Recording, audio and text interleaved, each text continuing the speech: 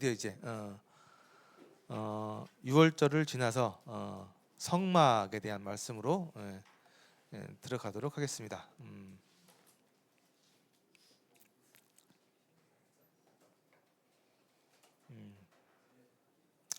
저희는 지금 이제 구약에 나와 있는 출애굽 사건을 통해서 이스라엘이라는 나라, 이스라엘이라는 민족의 국가의 탄생에 대한 이야기를 쭉 하고 있습니다. 그래서 지지난주에 이제 그 모세라는 사람을 통해서 하나님께서 이집트의 종로를 타고 있었던 이스라엘 수많은 백성들을 그 억압의 또 그 노예의 그 상태에서 끄집어내서 하나님의 백성으로 세워가지는 만들어가는 그 과정을 지금 쭉 이렇게 좀 보고 있습니다. 그래서 먼저는 그들을 그 억압의 땅, 그 죄악의 땅 이집트에서 건져내셔서 끄집어내셔서 홍해를 건너서 이제 하나님께서 준비하신 약속의 땅 가나안 땅으로 이렇게 들어가는 여정을 지금 하고 있다고 말씀드렸고요.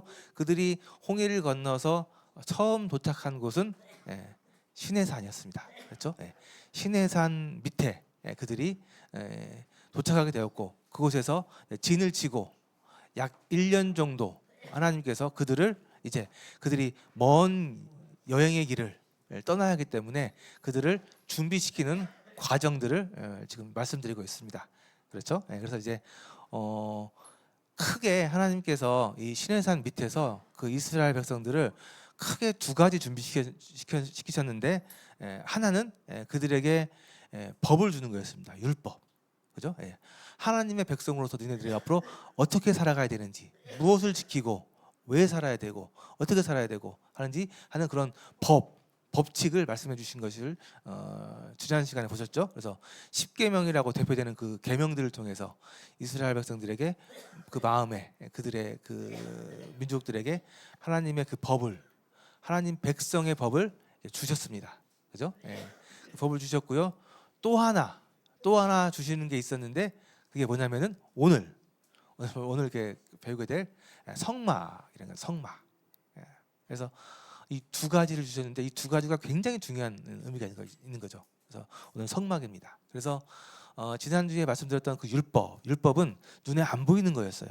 눈에 안 보이는 거지만 그들의 정체성이고 또 그들이 지켜야 되는 아주 굉장히 중요한 법이었고요. 오늘 보여드리는 이 성막은 그들이 눈으로 볼 수 있는 거였습니다.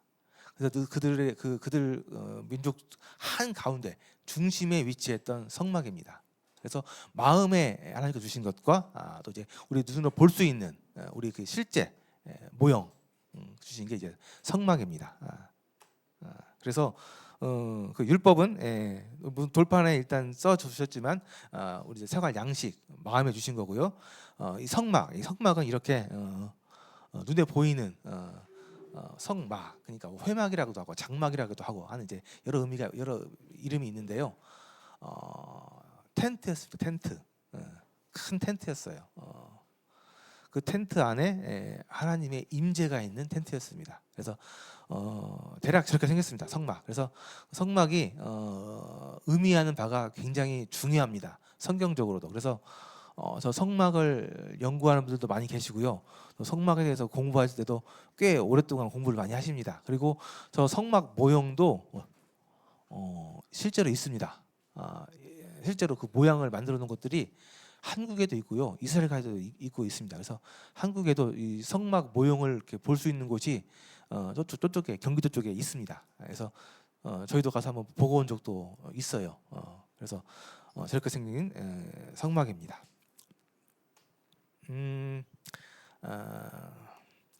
출애굽기 25장부터 나와 있는 말씀이거든요. 이제 출애굽기 25장부터는 성막에 대한 말씀입니다. 하나님께서 말씀하시기를 내가 그들 중에 거할 성소를 그들이 나를 위하여 짓되 무릇 내가 내게 보이는 모양대로 장막을 짓고 그 기구들로 그 모양을 따라 지을지니라 라는 말씀을 통해서 하나님께서 명령을 해주셨습니다. 여기 보시면요, 내가 그들 중에 거할 성소를 짓는다. 사실 이게 굉장히 중요한 말씀입니다. 내가 그들 중에 거할 성소를 짓겠다. 하나님께서 우리와 함께 거하시겠다라는 겁니다. 그 이스라엘 백성들, 그 아주 그 끔찍한 나라, 그 큰 나라, 무서운 나라, 이집트에 있던 이스라엘 백성들을 하나님께서 그 막강한 그 이집트 나라를 완전히 그냥 다 깨부시고 이기시고 끄집어내셨죠. 그런 하나님, 그 이집트라는 나라를 완전히 무너뜨릴 수 있는 그 하나님, 그 하나님이 그들을 끄집어냈고, 그들이 이 바다를 갈라서, 홍해를 갈라서 이 이스라엘 백성들을 홍해를 통과하게 하시는 그 하나님, 그 하나님이 내가 너희들 가운데 거하겠다, 내가 너희들과 함께 하겠다라는 그 표징으로 보여주시는 게 이 성막이라는 겁니다. 굉장히 이거 은혜로운 말씀이죠. 사실 우리 집에 누구 뭐 시장님만 온다고 도 대단한 일인데, 우리 한 가운데, 우리 모임 가운데 하나님이 오신다, 하나님이 함께 거하신다는 것은 말로 뭐 어떤 가치로 표현할 수 없는 굉장한 큰 복입니다. 그렇지 않아요? 하나님이 우리 함께 계시는데 뭐가 두렵고 뭐가 모자라고 하겠습니까?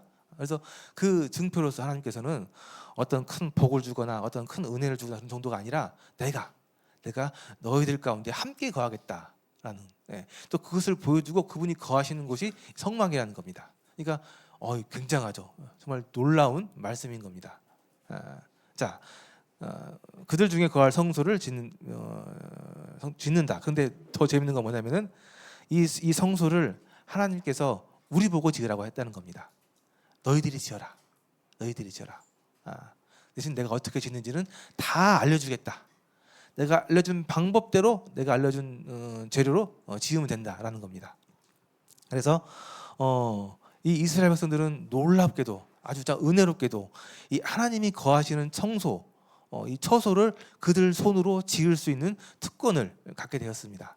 그래서 그들이 하나님께서 보여주시는 대로, 하나님께서 알려주시는 그 모양대로, 방법대로 그 성소를 지으면 되는 거였어요.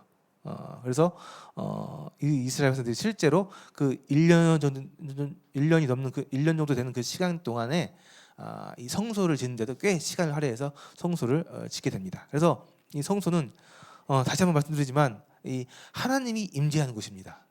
하나님이 임재하는 곳이에요. 그리고 그 하나님이 임재하는 그 성소에서 사람들이 하나님을 만납니다. 이게 정말 얼마나 놀라운 장소예요? 하나님이 계시고 사람들은 그 하나님이 계신 곳에 나아가서 그 하나님을 뵙는 거예요. 만나는 거예요. 이게 정말 얼마나 놀라운 일입니까? 구약에 굉장히 의미 있는 특별한 장소였죠. 그런 하나님의 임재와 하나님과의 만남이 있는 장소가 성소였습니다. 이게 첫 번째 성소의 아주 중요한 의미고요. 두 번째는 이 성소 안에 지성소하고 성소가 있는데 하나님을 만나는 곳이었고요. 그 앞에 번제단 뜰이라는 게 있습니다. 제사를 드리는 곳인데요. 이곳에서는 동물들을 제사를 지내는 곳이었습니다. 그래서 이 뜰이 의미하는 바가 있는데, 이것은 죄의 용서와 정결이 이루어지는 장소입니다. 죄의 용서와 정결이 이루어지는 장소. 그러니까 이 성막에는 하나님을 만날 뿐만 아니라, 하나님을 만나기 위해서는 먼저 해야 될 일이 있는데 우리가 거룩해져야 되는 거예요. 그래서 그 성소 앞에, 지성소 앞에, 그러니까 지성소를 들어가기 전에 이 제단이 있었는데, 이 제단이 제사를 지내는 제단이었는데, 이곳에서 죄의 용서와 정결이 이루어지는 그러한 장소였다는 겁니다. 그러니까 이 성막에는, 이 성막은 하나님을 만나는 곳인데, 우리가 하나님 앞에서 깨끗하게 정결해지고 죄의 용서를 받고 죄의 사함을 받고 하나님을 만날 수 있는 장소였다라는 겁니다. 그리고 이 성막은 결국 그렇게 해서 굉장히 중요하기 때문에 이스라엘 민족의 중심이었습니다. 중심. 그래서 이스라엘 민족들의 한 가운데 위치해 있습니다. 사진에 나와 있는 것처럼 한 가운데 이 성막이 있고요. 그 성막 주변으로 뭐가 보이세요? 텐트들이 보이죠. 텐트들. 그러니까 그 이스라엘 백성들이 이 성막을 중심으로 해서 성막 주변으로 이렇게 모여서 자리를 했습니다. 그러니까 그들이 거주하고 있는 그 장소 한 가운데에 이 성막이 위치하고 있었던 거예요. 그러니까 이 성막은 이스라엘 백성들의 중심입니다. 중심. 그리고 나중에 이들이 이제 가나안 땅으로 이동을 해야 되거든요. 이동을 해야 돼요. 줄 서서 이렇게 쭉 이동을 하게 되는데, 이동을 하게 될 때는 이 성막이 가장 앞에 움직입니다. 그러니까 이 성막은 이스라엘 백성들을 인도하는 역할을 하는 인도자 역할을 하는 했던 그런 성막입니다. 가장 중심에 있으면서 이스라엘 백성들을 이끌어갔던, 인도했던 하나님의 임재가 있는 것이 이 성막이었습니다. 굉장히 중요하죠. 정말 중요합니다. 그리고 더 중요한 것은 이 성막이 나중에 오시게 될 메시아, 약속대로 나중에 오실 그 메시아 예수 그리스도를 예표합니다. 예수 그리스도를 그대로 보여주는 게 이 성막이에요. 그러니까 단순한 그냥 텐트 구조물 정도가 아니라 하나님께서 계획해 놓으신, 하나님께서 이렇게 의미 부여해 놓으신 굉장히 중요한 의미들이 많이 있는 거예요. 그래서 우리 이 네 가지만 좀 오늘 좀 기억하시면은 좋겠습니다. 이 성막은 하나님이 임재하시는 곳이고 사람들이 하나님을 만나는 장소였다, 만남의 장소였다, 하나님이 임재의 장소였다라는 거 하나고요. 또 하나는 그 앞에 제단들이 있다고 했죠. 그래서 죄의 용서와 정결이 이루어지는 곳이었다라는 거고요. 또 하나 이스라엘 백성들의 중심이었다. 그리고 또 하나 마지막으로 예수 그리스도를 예표하는 것이었다. 이 네 가지를 좀 기억하시면 좋겠습니다. 그래서 이 네 가지에 대해서도 좀 밑에 좀 더 자세히 좀 설명을 드리도록 하겠습니다. 자, 그래서 성막은 이게 이제 모형이죠. 모형도입니다. 정말 중요하기 때문에 이만한 모형으로도 만들어가지고 많이 팔아요. 기념품처럼 많이 팔기도 하고, 막 진짜 똑같은 사이즈로 지어서 체험해 볼 수 있게 하는 그런 장소도 이스라엘에도 많이 있고요. 한국에도 몇 군데 있고 합니다. 그래서 이런 모양으로 되어져 있고요. 실제로는 이렇게 있었습니다.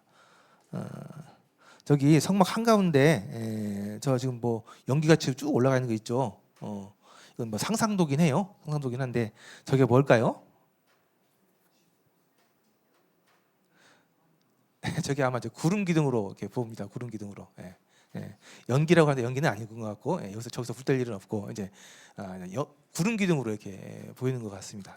구름 기둥으로 해서 이렇게 쫙 가려서 그 뜨거운 태양빛을 가려주는 하나님의 그 도우심, 구름 기둥 이렇게 보이고요. 자, 이렇게 이스라엘 백성들이 이 성막을 중심으로 쫙 해가지고 이렇게 딱 주변에 이렇게 배치를 해서 질서 있게 배치를 해서 이렇게 모여서 거주를 했습니다. 좀 더 이제 자세히 좀 말씀드리면은 성막이 한 가운데 있고요. 그 가장 가까운 주변으로 레위 자손들이 이렇게 위치를 합니다. 이 레위 자손은 그 지파들 있잖아요. 이스라엘 지파 중에 레위 지파의 자손들이에요. 이들은 이제 제사장 지파라고 해가지고 제사 지내는 일을 전담으로 하는 지파였습니다. 그러니까 제사장 지파라고도 해서 사실 좀 명예로운 지파죠. 아주 명예로운 일을 맡은 레위 사람들의 지파입니다. 그래서 그들이 자손인데 그들 레위 자손들 중에도 무라리 자손이 있고 게르손 자손이 있고 고핫 자손이 있고 그다음에 모세와 아론의 자손이 있습니다. 그래서 가장 좋은 자리, 중요한 자리가 어딜 것 같아요? 성막 동서남북 중에 동쪽이 중요해요. 동쪽에 문이 있습니다. 성막에 들어가는 문 동쪽에 있습니다. 그래서 나중에 지어지는 성전도 성전 들어가는 입구는 동쪽에 있어요. 그래서 동쪽에 가장 중요한 레위 지파 중에서도 가장 권위가 있는 모세와 아론의 자손들이 위치를 했습니다. 그리고 위쪽으로 무라리 자손, 밑에 쪽으로 고핫 자손, 그다음에 서쪽으로 게르손 자손이 이렇게 있었고요. 그 뒤쪽으로 이제 이스라엘 각 지파가 이렇게 세 지파씩 나눠져서 이렇게 위치를 했습니다. 그래서 동쪽에 이사갈, 유다, 스불론 있었고요. 이 세 지파 중에 중심 지파는 유다 지파였습니다. 그리고 남쪽에는 이제 갓 지파, 루벤 지파, 시몬 지파 이 세 지파가 있었고 이 세 지파 중에서도 루벤 지파가 중심 지파였고요. 그다음에 서쪽에는 므낫세, 에브라임, 베냐민 이 세 지파가 이렇게 위치를 했고요. 북쪽에는 아셀, 단, 납달리 세 지파가 위치했습니다. 어떻게 보면 참 질서 있죠. 질서가 있습니다. 예. 중요한 사람들이 있고 덜 중요한 사람들이 있고 이건 이제 하나님께서 정하신 거예요. 질서죠, 질서. 그래서 이 질서 있게 막 아무렇게나 하는 게 아니고 하나님께서 정하신 그 규칙 가운데 질서 있게 이렇게 위치를 하게 되었습니다. 성막이에요, 성막. 성막 이렇게 벽을 보면 이렇게 돼 있어요. 텐트예요, 텐트. 기둥을 세우고 천을 이렇게 연결해 가지고 딱 매단. 우리 이게 텐트채로 캠핑 가면 텐트 할 때 이렇게 기둥 세우잖아요. 그런 것처럼 지어진 이 성막이었습니다. 성막에 들어가면 아까 얘기한 것처럼 이렇게 직사각형의 모양이에요. 직사각형 모양이고 성막의 벽이 이렇게 딱 둘러싸고 있어가지고 안 보입니다. 안에를 볼 수가 없어요. 들어가지 않은 이상 볼 수 없고요. 그래서 맨 오른쪽 동쪽에는 문이 있습니다. 문이 있는데 이 문은 거의 뭐 10m가 넘는 문입니다. 이 전체 길이, 그러니까 이 동쪽 전체 길이가 세로 길이가 약 25m가 되는데 이 문의 길이만 약 10m가 되는 거예요. 그러니까 문치고는 상당히 넓죠. 뭐 다 이유가 있습니다. 하나님께서 이렇게 지으신 이유는. 그래서 하나님께서 이 문을 넓게 지으신 이유는 나중에 말씀드리겠지만은 하나님께로 나오는 길은 넓다. 넓다. 누구나 나올 수 있다.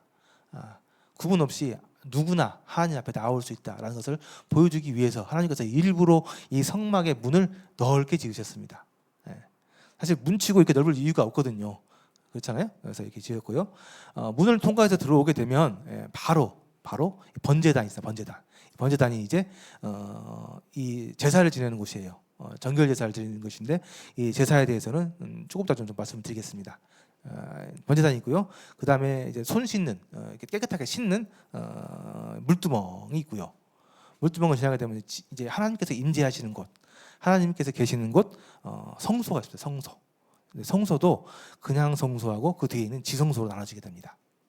그래서 이 성소까지는 제사장들이 들어가서 거기서 일을 할 수 있습니다. 거기 보면은 떡상이 있고 등대가 있고 분향단이 있는데 이곳에서 이렇게 떡을 바꾸고 또 분향을 피우고 이런 하는 일들이 있거든요. 이 일들을 할 수 있는 제사장들이 들어가서 일할 수 있는 곳이 이 성소가 되겠습니다. 성소를 지나서 이제 맨 끝에 가게 되면 지성소가 있습니다. 지성소. 여기는 정말 지극히 아주 성스러운 곳이라고 해서 아무도 쉽게 들어가지 못하는 곳입니다. 그래서 이제 딱 하나님께서 정하신 날에 정하신 사람만 들어갈 수 있는 장소입니다. 이곳에 하나님께서 임재해 계세요. 이곳에 보면 이제 그 법궤라는 게 있어요. 법궤 들어보셨어요? 법궤. 그 인디아나 존스 봤으면 아실 텐데 그 법궤. 여기 법궤가 있고 이 법궤에 하나님께서 임재해 계신다고 이렇게 하십니다. 그래서 지성소가 있는 곳이 법궤가 되겠습니다. 그래서 성막은 이렇게 구성이 되어져 있습니다. 성막은. 근데 이걸 공부하는 분들이 이 들어있는 기물의 재료, 사이즈, 만드는 방법 이런 모든 것들이 하나님께서 다 정해주셨어요. 다 알려주셨습니다. 근데 그것들이 다 의미가 있어요.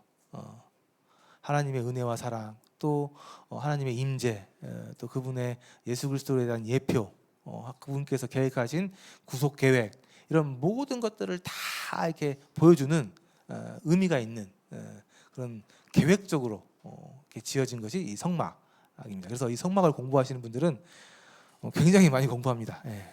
굉장히 많이 공부해요. 그래서 우리가 그렇게까지 공부할 건 아니고요. 그래서 오늘은 성막에 대한 이런 부분들을 잠깐만 이렇게 보도록 하겠습니다.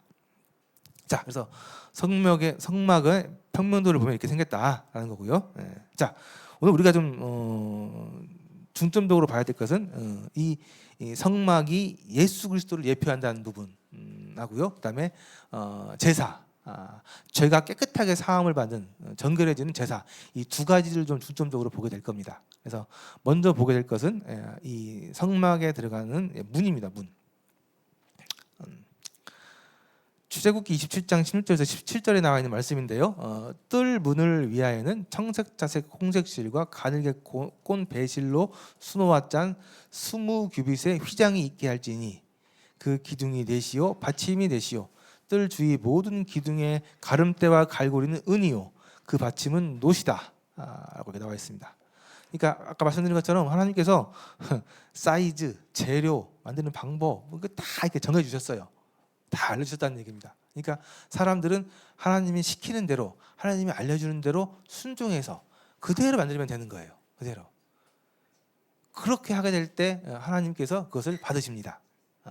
그렇게 하게 될 때 하나님의 그런 역사, 하나님의 그런 섭리들이 이루어지는 거예요. 그래서 사람들에게 가장 중요한 것 중에 그거예요. 하나님의 말씀을 그대로 듣는 것. 하나님의 말씀을 그대로 듣고 그대로 만드는 것. 그대로 순종하는 것. 이게 참 쉬운 것 같은데 또 어떻게 보면 또 굉장히 어려운 것 중에 하나입니다. 근데 이게 사람의 복이에요. 이게 사람에게 은혜입니다.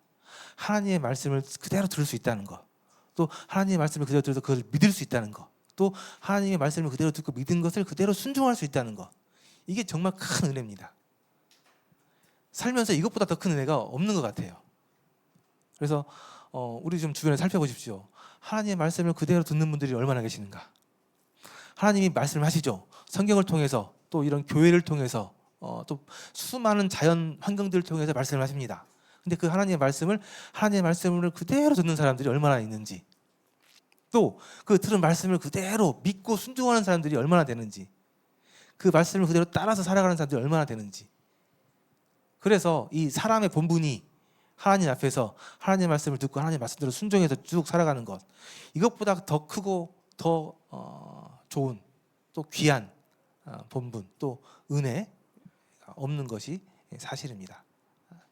그래서 하나님의 말씀을 우리가 정말 하나님의 말씀으로, 그 위대하신 하나님, 그 이집트를 박살내고 그 막강한 이집트를 완전히 이기고 그 수많은 이스라엘 백성들을 끄집어내서 그 바다를 갈라서 어떻게 바다를 가릅니까? 그 바다를 갈라서 바다를 그냥 걸어서 통과하게 하신 하나님, 그런 하나님의 말씀을 하나님의 말씀으로 우리가 받아서 그 말씀을 순종하는 것, 그 말씀을 그대로 따르는 것, 정말 쉬운 것 같은데 가장 정말 어려운 이것을 우리가 할 수 있는 게 정말 큰 복입니다.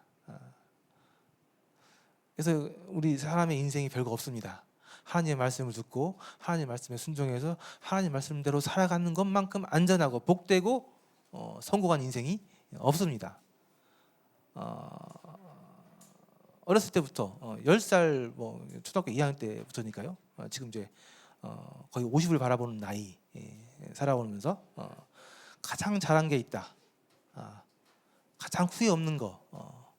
앞으로도 나에게 가장 큰 은혜인 것은 하나님의 말씀을 들었다는 것, 하나님의 말씀을 믿을 수 있었다는 것, 하나님의 말씀대로 살 수 있었다는 것, 하나님의 말씀을 살면서 하나님과 함께 하나님의 영광을 보면서 또 하나님을 기쁘게 할 수 있는 예배를 드리면서 살아갈 수 있다는 게, 또 앞으로 우리에게, 나에게 하나님의 그 더 놀라운, 더 복된 그런 미래가 약속으로, 은혜로 이미 준비되어져 있다는 것, 이것보다 정말 놀라운 좋은, 기쁜 그런 소식이 어디에 있겠습니까?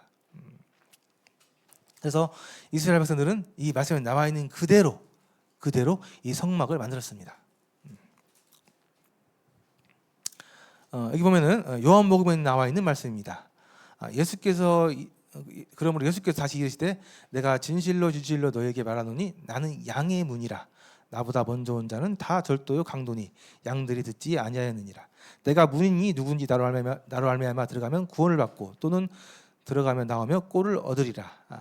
여기 보면은 우리가 지금 성막의 문에 대해서 얘기를 하고 있는데, 예수님께서도 보면은 당신을 문이라고 표현을 하고 있습니다. 문이라고. 내가 문인데 나를 통해서 들어가면 된다라는 겁니다. 나를 통해서 들어가면 구원을 받는다는 거예요. 자, 보십시오. 아까 성막은 하나님이 임재해 계신 곳이라고 얘기했습니다. 죄가 정결받는 곳이라고 말씀드렸어요. 그래서 죄가 정결을 받고 하나님을 만나기 위해서는 성막으로 들어가야 됩니다. 성막으로 들어가기 위해서는 성막 문을 통해서 들어가야 돼요. 다른 문은 하나도 없습니다. 유일하게 문 딱 하나 있어요. 성막에 이 문 하나, 넓은 문 하나. 성막에 들어가기 위해서는 이 문을 통과해서 들어가야 되는 거예요. 근데 그 문이 누구라고요? 보니까 예수 그리스도, 내가 문이라는 거예요. 그래서 이 성막의 문이 보여주고 있는 것은 동일합니다. 하나님께 나아가는 것, 하나님을 만나기 위해서 나가는 것, 하나님 앞에 나가기 위한 방법, 유일한 문, 유일한 넓은 문은 예수 그리스도다. 예수 그리스도를 통해서만 하나님 앞에 나아갈 수 있다라는 것을 잘 미리 예표적으로 보여주고 있는 것이 이 성막의 문이라는 겁니다.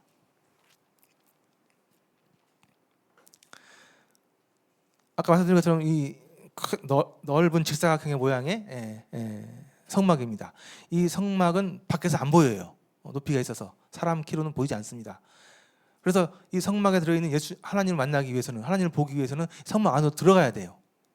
들어가야 되는데 문은 동쪽에 유일하게 하나 있는 문이 동쪽에 있는 문이었고, 이 문은 넓이가 넓은, 들어가고 싶은 사람, 들어가고자 하는 마음 있는 사람은 누구나 들어갈 수 있는 넓은 문, 누구나 들어갈 수 있는 넓은 문, 이 문이 동쪽에 있는 문이었는데 이 문을 통해서만 성막에 들어갈 수 있었습니다. 예수님께서 말씀하셨습니다. 내가 진실로 진짜 너에게 말하는데 나는 문이다. 나는 문이다. 나를 통해 들어가게 되면 너희가 구원을 받는다. 나를 통해 들어가면 너희가 하나님을 만나게 된다. 나를 통해 들어가게 되면 너희가 정결해지는, 거룩해지는 장소에 들어가게 된다. 라는 것을 말씀해 주고 있습니다. 그래서 하나님을 만나기 위해서는 성막 안으로 들어가야 됩니다. 성막 안으로 들어가는 유일한 문은 동쪽에 있는 이 성막의 문이었고, 이 문을 통해서만 성막으로 들어갈 수 있었습니다. 자, 이 성막에 들어가게 되면 이제 번제단이라는 것이 나옵니다. 번제단, 번제 제사를 드리는 곳입니다. 번제 제사를 드리는 것이에요. 그래서 이곳에서 사람들이 번제 제사를 드리게 됩니다. 번제 제사를 드리면서 드리는 목적은 그들이 죄를 지었는데 이 죄를 해결하는 곳, 죄값을 해결하는 곳, 죄를 씻는 곳이 이 번제단이었습니다. 이제 말씀을 좀 보도록 하겠습니다. 레위기에 나와 있는 말씀이에요. 만일 평민의 한 사람이, 일반적인 한 사람이 여호와의 계명 중 하나라도 부지 중에 범하여 허물이 있었는데, 지난주에 제가 그 10계명 말씀드렸죠.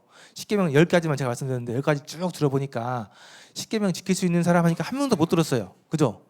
10계명 지킬 수 있는 사람 없었잖아요. 그죠? 그래서 10계명을 줬음에도 불구하고 사람들은 10계명을 어길 수밖에 없는 상황이었습니다. 어길 수밖에 없는 그런 능력이 되는, 그밖에 안 되는 사람들인 거예요. 그래서 10계명을 어겼을 때 이것을 해결하는 방법을 하나님께서 준비해 주셨다. 제가 말씀드렸잖아요. 그게 이 성막의 번제단입니다.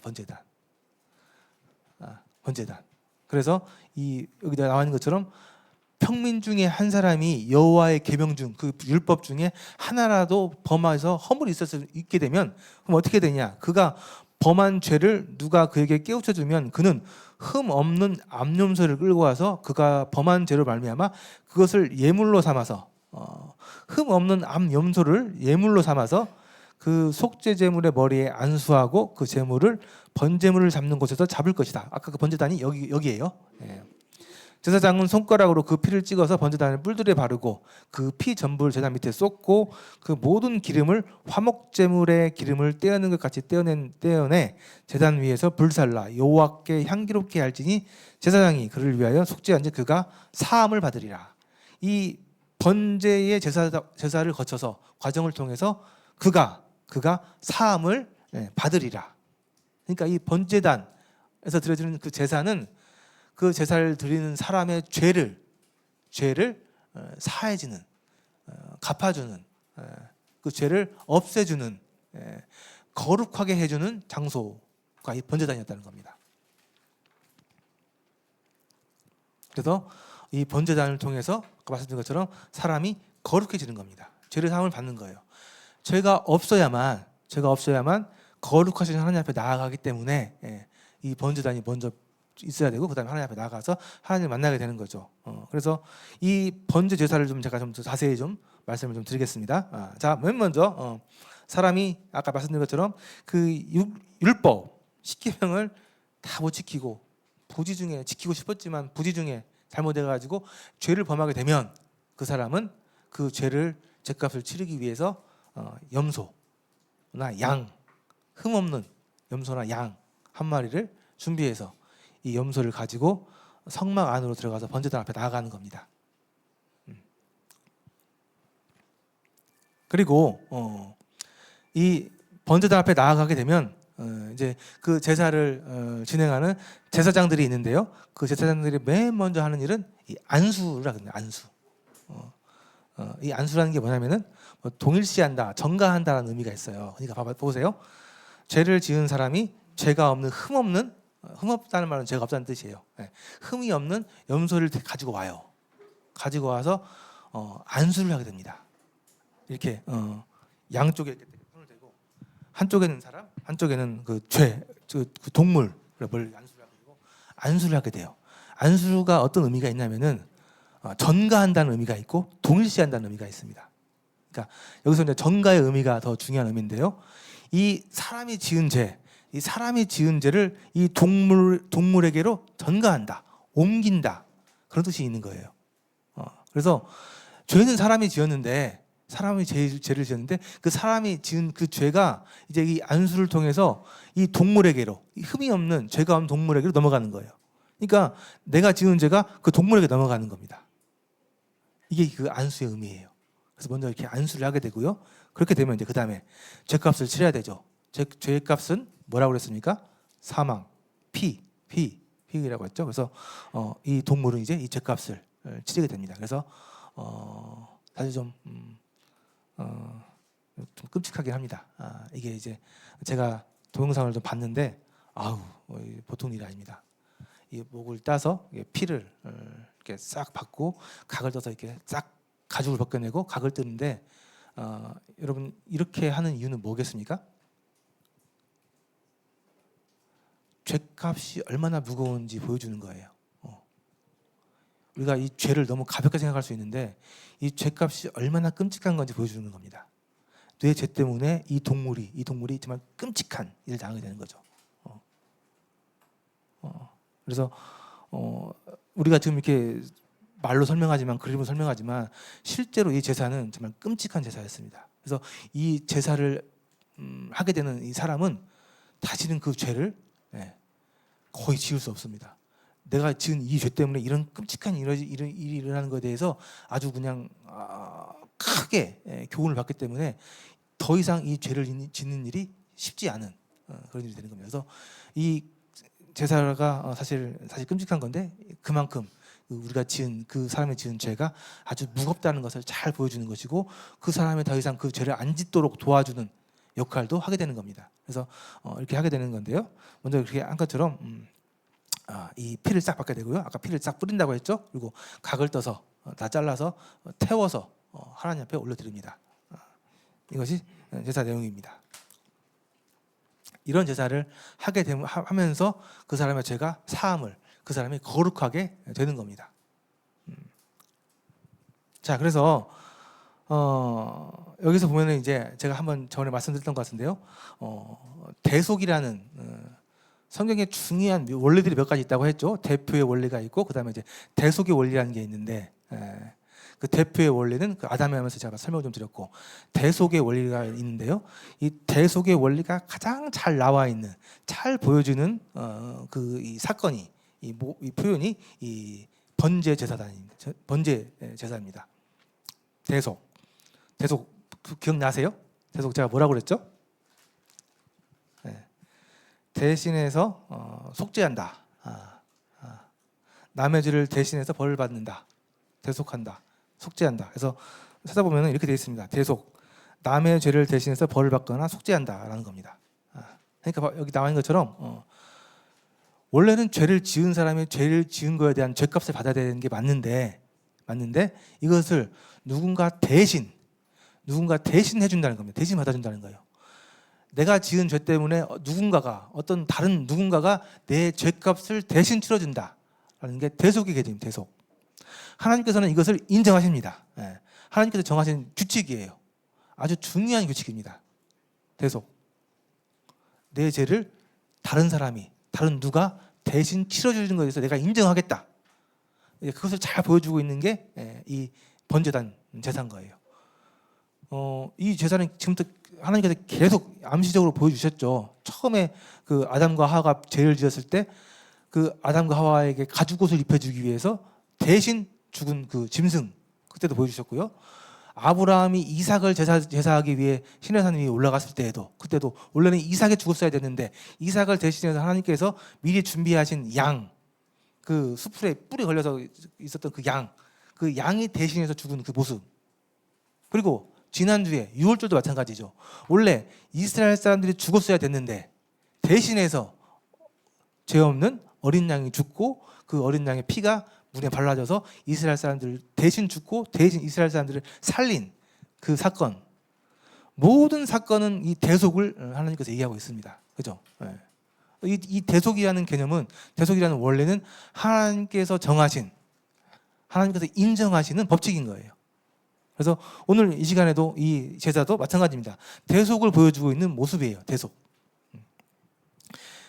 죄는 그 사람이 지었는데 그 사람의 죄가 그 동물에게 전가되고 그 동물이 대신해서 피를 흘려서 죽게 되므로 그 죄값을 치르는 이 번제 제사.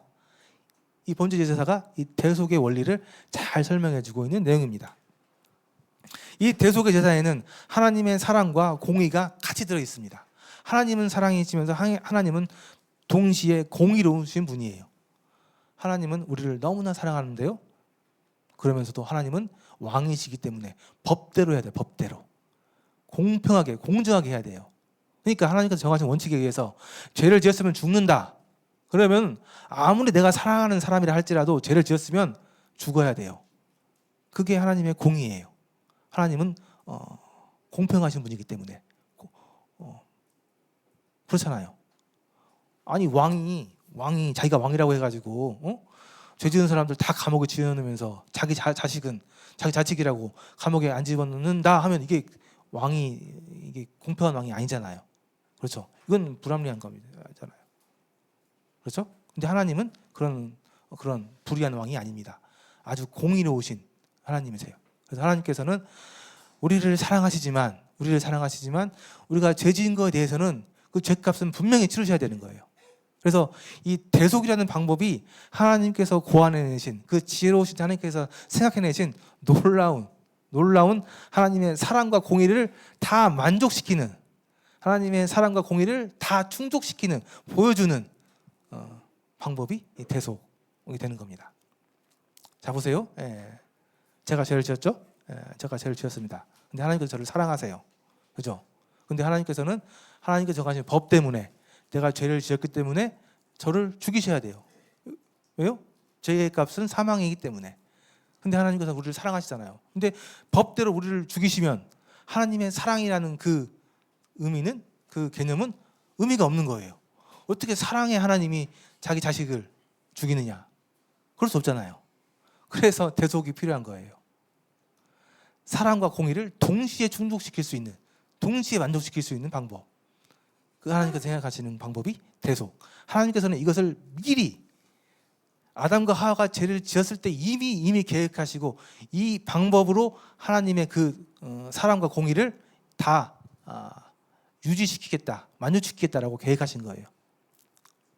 그래서 하나님께서는 아담과 하와가 죄를 지었을 때 그들을 너무 사랑하지만 그들을 다시 구원할 수 있는 방법을 생각하셨고 계획하셨고 그 계획을 쭉 이루어가고 계시는 겁니다. 이루어가시는 그 계획 과정, 사건 가운데서 내가 너희를 어떻게 구원할 것인지, 내가 너희를 어떻게 공의롭게 사랑할 것인가에 대해서 계속 얘기해주고 있고, 그 이야기 중에 아주 강하게 더 확실하게 얘기해주고 있는 것이 이 대속제사가 되겠습니다. 그래서 좀 하나님의 그 계획이 좀 이제 이해가 좀 되세요? 하나님의 계획. 그러니까 사실은 하나님에 대해서 알면 알수록 사실 놀라운 거거든요. 하나님은 정말 소위 굉장한 지혜를 가지신 분이구나 라는 거하고, 하나님은 정말 우리를 사랑하시는구나, 근데 하나님은 정말 위대한 아주 공평한 왕이시구나, 이런 모든 것들이 하나님을 알면 알수록 확실해지고 확고해지는 겁니다. 그래서 먼저 우리가 하나님 앞에 나아가기 위해서는 예수 그리스도라는 문을 통해서 나가야 되고, 성령을 통해서 들어가야 되고, 이 대속의 원리를 통해서 대속의 원리를 통해서 우리가 하나님 앞에서 거룩해지고 깨끗해지고 제사함을 받는 이 일이 먼저 일어나야만 성소에 계시는 하나님 앞에 나아갈 수 있다는 겁니다. 성소에 나가서 하나님을 만날 수, 뵐 수 있다는 거예요. 하나님을 만나야 되잖아요. 하나님 다시 우리가 만나야 되잖아요. 그 전에 우리가 먼저 이 거룩해지는 대속의 이 과정들이 필요하다는 거고요. 자, 그래서 다시 한번 강조하는데 이 대속 개념을 좀 잘 생각해 주시면 좋겠습니다.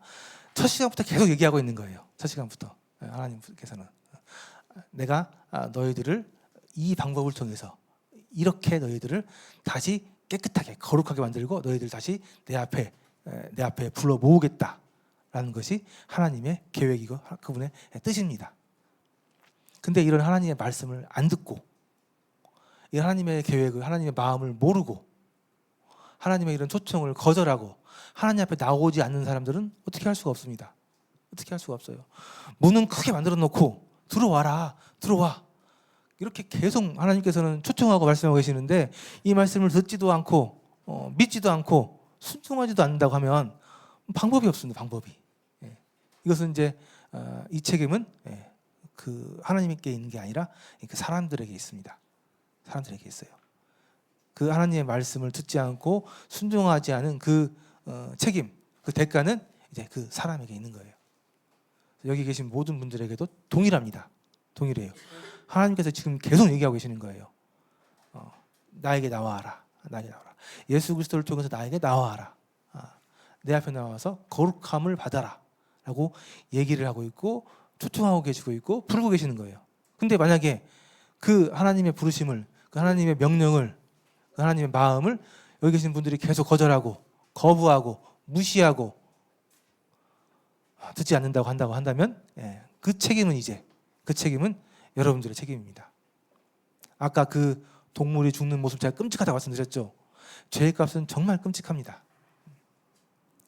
그 끔찍함이 어떻게 나타날지는 아까 우리 그때 지옥에 대한 말씀을 좀 드린 것 같긴 한데 성경에 나와 있기 때문에 지옥 얘기하면은 좀 싫어하셔서 웬만하면 얘기 안 하려고 하는데 이미 성경에 나와 있기 때문에 그래요. 그 형벌, 하나님의 초청을, 하나님의 그 사랑을 거부한 그 책임은 굉장히 무겁다는 것, 굉장히 무섭다는 것, 끔찍하다는 것. 이 부분을 여기 계신 모든 분들이 유념하셔야 됩니다. 깊이 생각하셔야 돼요. 아까 말씀드린 것처럼 그 죄의 값은 정말 끔찍합니다. 그 제사 드리는 과정을 제가 봤는데 그 피가 얌전히 쏟아질 것 같아요? 아니에요. 피가 사방에 튀고 아주 그냥 정말 끔찍합니다. 그래서 다시 한번 말씀드리는데요. 하나님께서는 여기 계신 모든 분들을 사랑하십니다. 왜 그러냐면 하나님은 그분 자체가 사랑이시기 때문에 그래요. 자기 자식들을 자기가 만든 피조물, 아주 자기 형상대로 지은 피조물, 아주 귀하게 만든 피조물, 귀하게 낳은 피조물 사랑하지 않는 사람이 누가 있겠습니까? 아버지가 자녀들을 사랑하는 것처럼 하나님께서는 여러분들을, 우리 모든 사람들을 정말 사랑하십니다. 사랑하실 수밖에 없어요. 그렇잖아요. 근데 그 사랑하는 자녀들이 죄를 지어서 형벌을 받을 위치에 처하게 된 겁니다. 하나님께서는 그것을 무시하실 수 없죠. 너는 내가 사랑하니까, 너는 내 자식이니까 없던 일로 해줄게. 그냥 무시해. 이게 아니잖아요. 하나님께서 그럴 수 없습니다. 왜냐하면 하나님께서는 공평한 왕, 공의로우신 왕이기 때문에 그렇습니다. 그렇죠? 그래서 하나님께서는 이 공의와 이 사랑을 다 해야 돼요. 다 만족시켜야 되는데 그 방법으로 하나님께서는 내가 대신 그 죄값을 치를 수 없기 때문에 내가 스스로 그 죄값을 해결할 수 없기 때문에 어떤 다른 방법, 어떤 다른 누구, 다른 무엇을 통해서 내 죄값을 대신 치르게 하는 이 일을 하나님께서는 하셨고요. 그 일을 이제 우리에게 믿으라고, 또 그러한 은혜 가운데 들어오라고 말씀해주고 있는 거예요. 그래서 하나님께서 하시는 이런 그 간절한 하나님의 부르심, 그 하나님의 초대, 여러분들이 꼭 믿음으로 받아서 이렇게 순종하시면 좋겠습니다. 자, 말씀을 정리를 하겠습니다. 오늘은 성막에 대해서 말씀을 드렸어요. 그래서 꼭 기억하셔야 된다고 말씀드렸습니다. 성막. 성막 첫 번째는 제가 뭘 기억하셔야 한다고 말씀드렸습니까? 성막 첫 번째는 하나님이 임재해 계시는 곳, 하나님이 우리 가운데 함께 거하시는 곳, 하나님의 임재. 성막은 하나님이 우리와 함께 거하시는, 하나님 함께 거하시는, 하나님이 우리와 함께 계시는 장소가 성막입니다. 그리고 또 하나, 그곳에서 하나님이 우리를 만나 주시는 장소, 만남의 장소, 만남의 장소. 사람이 아니라 하나님을 만나는 장소, 하나님을 만나는 장소가 성막입니다. 또 하나, 이스라엘 민족의 중심이라고 말씀드렸습니다. 하나님이 계시는 곳, 하나님을 만나는 장소는 우리 모든 삶의 중심입니다. 모든 삶의, 이스라엘 백성들에게도 중심이었고요, 우리 하나님을 믿는, 하나님을 만나는 우리 모든 사람들의 중심이 성막입니다. 하나님이 임재해 계시는 곳. 지금 하나님이 어디 임재해 계세요? 모르시죠? 모르실 거예요. 신약에 나오는 이야기니까. 하나님께서 구약 시대에는 성막에 계셨는데 지금 성막에 안 계십니다. 성막이 없어졌어요. 그래서 지금 하나님은 딴 곳에 계시는데 그것은 제가 나중에 말씀드리겠습니다. 그래서 하나님이 계시는 그곳이 우리의 중심입니다. 삶의 중심이에요. 자, 그래서 성막은 이스라엘 민족의 중심이었고요. 또 하나 말씀드린 것처럼 성막은 앞으로 오시게 될 메시아의 예표, 예수 그리스도의 예표, 예수 그리스도를 보여주는, 예수 그리스도가 어떤 분이시고 무슨 일을 하시는지를 미리 보여주는, 예시적으로 보여주는 곳이 성막이었습니다. 그래서 이 성막의 두 가지 제가 말씀드렸죠. 그 두 가지가 예수 그리스도를 예표하는 가장 큰 예표입니다. 첫 번째는 뭐였죠? 성막에 뭐가 예수님의 예표라고 그랬어요, 제가? 첫 번째는 문. 성막. 하나님이 임재해 계시는 곳, 하나님께로 나아가기 위해 통과하는 유일한 문, 넓은 문, 누구나 들어갈 수 있는 유일한 넓은 문, 그것이 예수님이라고 제가 말씀드렸죠. 성막의 문. 그래서 하나님께 나아가기 위한 모든 사람들은, 하나님께 나아가고자 하는 모든 사람들은 예수 그리스도를 통해서만 하나님 앞에 나아갈 수 있습니다. 이것은 진리예요. 착한 일을 해서 아니면 뭔가 선을 쌓아서, 아니면 무슨 다른 방법으로, 세상에 많은 신들이 있는데 꼭 하나님만 신이냐, 알라도 있고 부처도 있고, 그런 사람들 통해서 하나님께 나아갈 수 있는 거 아니냐? 아니라는 거예요. 절대 아니라는 거예요. 하나님께 나아갈 수 있는 유일하신 참신 하나님께 나아갈 수 있는 유일한 문은 예수 그리스도 한 분밖에 없다는 거예요. 자, 그래서 또 하나, 두 개가 있다고 했어요. 하나는 문이고 또 하나는 뭐라고 그랬어요? 번제단. 번제단에서 드려지는 그 번제 제사, 정결하게 하는 제사, 그 정결하게 하는 제사를 하신 분이 나중에 보면 예수 그리스도이기 때문에 그랬습니다. 이때에는 그 죄를 지은 사람이 들고 온 그 죄값만, 그 죄를 지은 그 사람의 죄만 사해지는 제사였지만, 예수님의 제사는 그것보다는 좀 더 높습니다. 훨씬 큰 제사였어요. 그래서 이 제사에서 드려지는 이 제사의 모습들도 예수 그리스도의 온전한 구원의 계획을 보여주는 예표, 모형입니다. 자, 그래서 다시 한번 정리하겠습니다. 성막은 하나님이 임재하시는 곳이고, 그리고 하나님이 사람들과 만나는 장소이고, 또 모든 사람들, 모든 하나님을 믿는 모든 사람들의 중심, 이스라엘의 중심이었고요. 또 성막에 있는 이 문과 번제단은 예수 그리스도의 구원의 계획을 미리 보여주는, 예표하는 모형이었다라는 거. 자, 여기까지는 잘 기억하시면 좋겠습니다. 아셨죠? 네. 자, 그럼 오늘은 여기까지 말씀을 드리고요. 다음 시간에도 계속 이어서 다음 시간부터 이제 이스라엘 백성들이 이제 이동해서 가나안 땅에 들어가게 되는 그런 모습들을 통해서 좀 더 자세하게 하나님의 계획을 말씀드리고 설명드리도록 하겠습니다. 자, 그러면 기도하고 오늘